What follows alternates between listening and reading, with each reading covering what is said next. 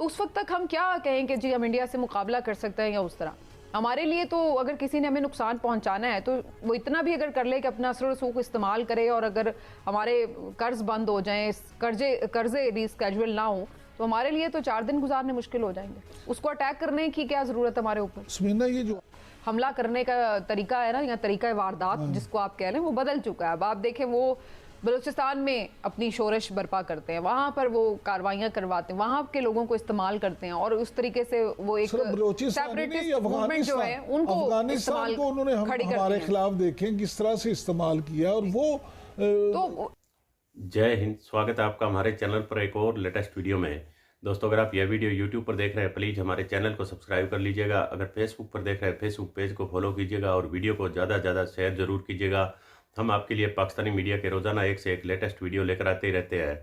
तो दोस्तों, पाकिस्तान के हालात आप जानते होंगे किस तरह। अब आए दिन पाकिस्तान को जितना कर्ज दुनिया भर से मिलना था वह मिल चुका है। अब पाकिस्तानियों को कहीं से भी 1 रुपये की उम्मीद नहीं दिख रही है। पाकिस्तान भले ही 25वीं बार अब IMF के पास जाने की कोशिश कर रहा है, लेकिन उसको लेकर भी देखिए किस तरह से पाकिस्तानी मीडिया कह रहा है कि भारत अपने असलो रसूख को इस्तेमाल करते हुए जहाँ जहाँ से हमें पैसा मिलता है वहाँ से भारत चाहता है कि हमें 1 भी रुपया ना मिले, और भारत ने हमें पूरी तरह से शिकंजे में कस लिया है। तो दोस्तों, इनको खुद की अपनी पॉलिसी और जिस तरह दोस्तों पाकिस्तान में आए दिन करप्शन की कहानियाँ लिखी जाती है, उसी की वजह से इनका हाल यही हुआ है। आगे भी इनको चाहे भले ही कर्ज के रूप में कितना भी पैसा मिल जाए, लेकिन पाकिस्तानियों को भला कभी भी नहीं होगा। यह सारा पैसा पाकिस्तानी आर्मी के जर्नलों और पाकिस्तानी नेताओं के जेब में चला जाता है। पाकिस्तानी बस उसकी किस्तें चुकाते रहते हैं और आए दिन इन पर टैक्स थोपा जाता है। अब दोस्तों, पाकिस्तानियों ने थोड़ा बहुत सर उठाने की कोशिश की है, और इमरान खान के जितने भी सपोर्टर हैं अब पाकिस्तानी आर्मी और पाकिस्तानी मौजूदा सरकार के खिलाफ प्रदर्शन करने जा पा रहे हैं। देखते हैं इस पे ज़्यादा कुछ कर पाएंगे कि नहीं। चलिए दोस्तों, अब भारत का नाम लेकर पाकिस्तानी मीडिया किस तरह बिलबिला रहा है इस वीडियो में दिखाते हैं। चलिए करते हैं video start. Fifth generation warfare के आपने जो एक हवाला दिया है, उसको तो खुद अफवाज पाकिस्तान की सपोर्ट हासिल थी, और एक दौर में तो बाकायदा इसके ऊपर बड़ा काम भी हुआ, और उस वक्त के DJISPR तो उसके लिए बड़ा पेश रहते थे और बड़ा इनकरेज भी करते थे उसके लिए। पूरा जो प्लान उन्होंने बनाया था। गुजारिश ये है कि हर चीज़ के 2 पहलू होते हैं, एक उसका पॉजिटिव पहलू होता है, एक उसका नेगेटिव पहलू होता है। अब जो रिसर्च है, अगर आप ये समझे कि एटॉमिक एनर्जी की बात कर लें, आप उससे एनर्जी भी हासिल कर सकते हैं, उससे दूसरे फ़ायदे भी ले सकते हैं और दुनिया को तबाह भी कर सकते हैं। लिहाजा ये तो आपके उस पे है ना कि आप तो अल्लाह ताला ने अशरफुल मखलूक़ात तो बना दिया, अब आपने उससे फ़ायदा लेना या नुकसान करना ये आपके अपने हाथ में है। लिहाजा ये एक चीज़ है कि उसमें जिस चीज़ को उन्होंने सपोर्ट किया वो खुद उनके अगेंस्ट अब इस्तेमाल हो रही है। सोशल मीडिया जो है, सोशल मीडिया उसका पॉजिटिव इस्तेमाल किसी सूरत उसके से तो कोई इनकार नहीं कर सकता।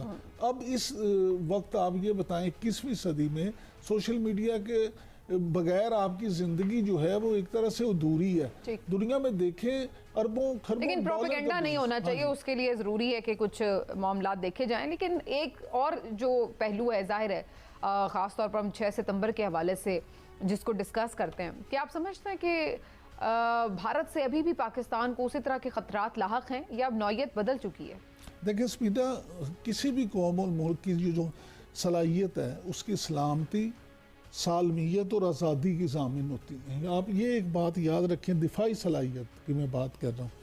इंडिया का मामला जो है आपके साथ वो ये है कि इंडिया आपका एक अज़ली दुश्मन है। इंडिया की प्रॉब्लम ये है कि हमने क्योंकि यहाँ इकट्ठे थे और फिर आज़ादी हासिल की, तो इंडिया को हमारी आज़ादी एक आंख नहीं पाती। अगरचे मैं ये समझता हूँ कि हुकूमत उनकी जो मर्ज़ी है कि वो जो मोदी हमेशा अब ये नारे लगाते हैं, बढ़ के लगाते हैं कि जी हमारे लिए तो मसला ही नहीं है, हमें तो पाकिस्तान की परवाह ही नहीं है, हम तो ये वो। लेकिन फिर भी अगर इतना ही मसला नहीं है आपको, तो आप हर वक्त पाकिस्तान का नाम क्यों लेते हैं?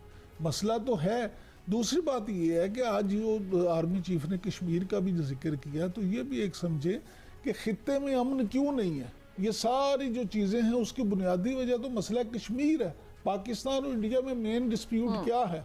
तो ये मामला इस तरह से है कि इंडिया जो है उसका पाकिस्तान उसकी आंख में हर वक्त खटकता रहता है। लेकिन इमरान साहब, इसके साथ साथ मेरा ख्याल है हमें इस पहलू पे भी गौर करना चाहिए कि अब वो रिवायती जंगें हम कम ही देख रहे हैं। ख़ासतौर पर अगर हम इंडिया पाकिस्तान के तनाजुर में देखें तो इंडिया ने जितनी मईशत अपनी एक उसका साइज़ बड़ा किया है, जितना वो बाकी ममालिक के लिए, दुनिया के लिए इस खित्ते में सबसे इम्पॉर्टेंट कंट्री बन चुका है और जो उसको मुख्तलिफ आलमी मामलात के तनाजुर में अहमियत उसको मिलती है, तो ये जो उसने अपना एक गेन किया है वो एक अपनी जगह है। लेकिन पाकिस्तान में तो हम अपने हालात देखें तो हम तो पीछे की तरफ गए हैं। हमने तो अपनी मईशत हमारी इस वक्त ये है कि हर वक्त हमें डिफ़ॉल्ट के ख़तरे लाक रहते हैं, हर वक्त हम कर्ज मांगते फिर रहे होते हैं, हर वक्त हमें बस कुछ मज़ीद पैसे चाहिए होते हैं कि 2 महीने हमारे और गुजर जाएं।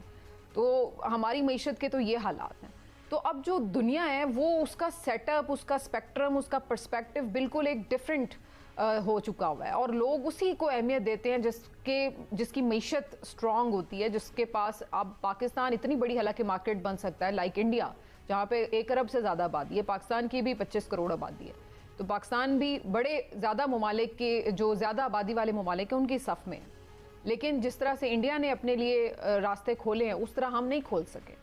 तो इस बात को भी तो हमें कहीं ना कहीं एड्रेस करना है कि सिर्फ हमने दिफाई उसके तौर पर, यकीनन उस पर कोई कॉम्प्रोमाइज़ नहीं होना चाहिए, दिफाई तौर पर हमें मजबूत होना है, लेकिन मजबूती सिर्फ हथियारों से नहीं आएगी। वो जब तक हमारी मईशत मजबूत नहीं होगी, जब तक हमारा सिस्टम मजबूत नहीं होगा, हमारा इंफ्रास्ट्रक्चर मजबूत नहीं होगा, हमारा ओवरऑल जो एक इस वक्त हर वक्त हम एक क्योस की कैफियत में रहते हैं, जब तक ये चीज़ें हमारी सेटल नहीं होंगी तो उस वक्त तक हम क्या कहें कि जी हम इंडिया से मुकाबला कर सकते हैं या उस तरह।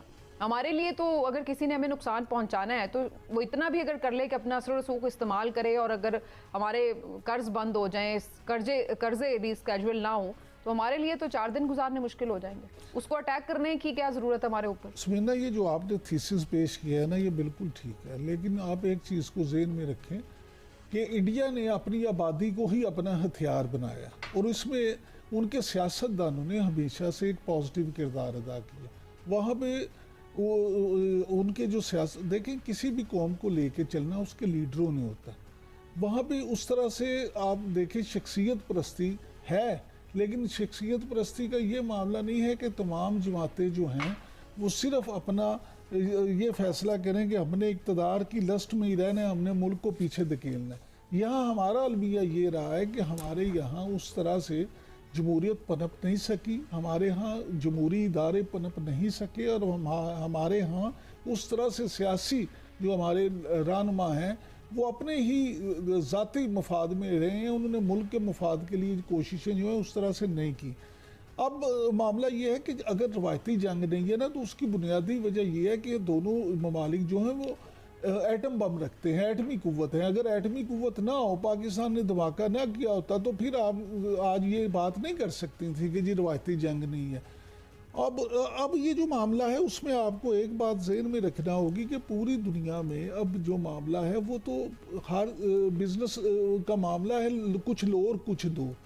अब वो वाले दौर ख़त्म हो गए कि पाकिस्तान की मोहब्बत में आपके साथ कोई आ जाएगा। आप देखें कि अब हमारे जो दोस्त ममालिक हैं, इस्लामी बिरादर ममालिक हैं, सब वो सब कहते हैं कि अच्छा हम इन्वेस्टमेंट करेंगे, तो बताएं। तो चलिए आप इस हद तक तो इत्तेफाक करते हैं मेरे थीसिस से कि बिल्कुल हमें अपना हाउस इन ऑर्डर करना है, उसके बाद ही हम कह सकते हैं कि हम नाकाबिल तस्खीर हैं या हमारा दिफा मजबूत है। अगर हम माशी तौर पर भी उतने ही मजबूत हों, अगर हम एक कौम के तौर पर भी उतने ही मुत्तहिद हों, तो फिर ही हम ये क्लेम कर सकते हैं कि हमारा अगर हम माशी तौर पे मजबूत नहीं होंगे तो हम दिफाई तौर पे मजबूत रह ही नहीं सकते। बिल्कुल ठीक बात। हम उसकी सर्वाइवल भी ही इसमें है कि माशी तौर पे भी मजबूत। बिल्कुल ठीक है। और जो अभी रिवायती और गैर रिवायती की हम बात कर रहे थे, अब देखिए उनका भी वो जो हमला करने का तरीका है ना, या तरीका वारदात जिसको आप कह रहे हैं, वो बदल चुका है। अब आप देखें वो बलूचिस्तान में अपनी शोरश बर्पा करते हैं, वहाँ पर वो कार्रवाइयाँ करवाते हैं, वहाँ के लोगों को इस्तेमाल करते हैं और उस तरीके से वो एक सेपरेटिस्ट मूवमेंट जो है उनको अफगानिस्तान को उन्होंने हमारे खिलाफ देखें किस तरह से इस्तेमाल किया। और वो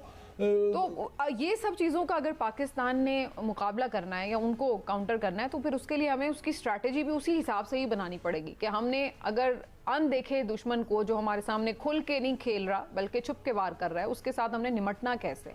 लेकिन हम बजाय इसके कि हम उस चीज़ को इनकाउंटर करने के लिए अपने तौर पे कोई स्ट्रैटेजी बनाएं, उल्टा हम मज़ीद अपने मुल्क को कमज़ोर करते रहते हैं और हमारी पॉलिसीज़ ने आज हमें यहाँ पे खड़ा कर दिया है। तो यौम दिफा मना ज़रूर रहे हैं, लेकिन मेरा ख्याल है खुद एहतसाबी भी ज़रूरी है। ये भी देखना ज़रूरी है कि हमें असल में कहाँ पर फोकस करना है। इसी एक अहम पॉइंट के साथ आज के प्रोग्राम को समेटते हैं इंशाल्लाह नाज़रीन। फिर तो देखा होगा दोस्तों किस तरह पाकिस्तान में अगर कुछ भी हो उसका नाम तो हमेशा से भारत के नाम ही लगाया जाता है या इजराइल के नाम। पाकिस्तानी मीडिया यही कहता है कि या तो यह मोसाद की साजिश है या रो की साजिश है।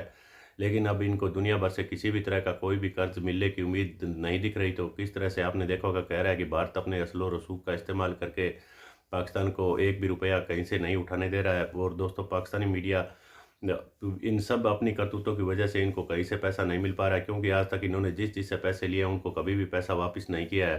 अब ये 25वीं बार IMF के पास जाने की तैयारी कर रहे हैं। तो दोस्तों आगे कोई ना कोई तो एक लिमिट भी होती है कि जो पैसा देने वाला भी थक जाता है। तो अब पाकिस्तानियों के आगे आने वाले दिन काफ़ी बुरे हैं। आपको क्या लगता है पाकिस्तान कब तक डिफ़ॉल्ट कर जाएगा? हमें कमेंट करके ज़रूर बताइएगा। मिलते हैं अगले वीडियो में, तब तक जय हिंद, वंदे मातरम।